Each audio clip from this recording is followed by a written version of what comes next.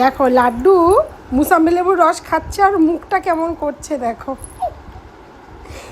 ওর মুসাম্বি লেবুর রস একদম পছন্দ নয়। কি করছে দেখো মুখটা। ও পছন্দই করে না, ও সব সময় তরমুজের রস খাবে।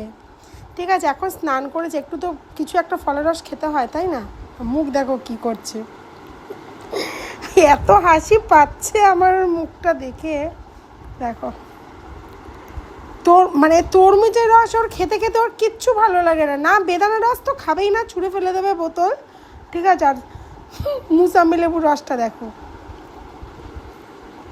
এমন না যে টক, খুব মিষ্টি লেবুর রসটা। ঠিক আছে, আমি একটু মুখে দিয়ে দেখেছি, কিন্তু দেখো হ্যাঁ কি করছে। এই রকম করে দুষ্টুমি। লেবুর রসে কত কিছু রয়েছে, তুমি বলো। লেবুর রস যদি না খায় তাহলে কি করে চলবে? সারা বছর কি তরমুজ পাওয়া যায়? মুসাম্বি লেবু তো সারা বছর পাওয়া যায়।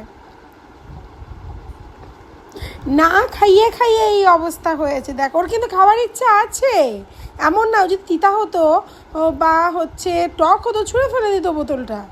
ওর কিন্তু খেতে ইচ্ছা করছে, কিন্তু ওর কাছে বিষাদ লাগছে। দেখো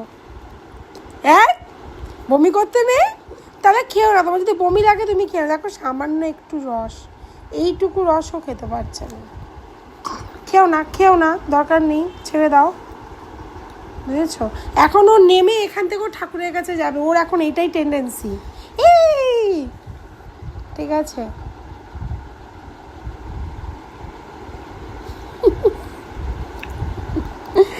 ছেড়ে দাও, খেতে হবে না।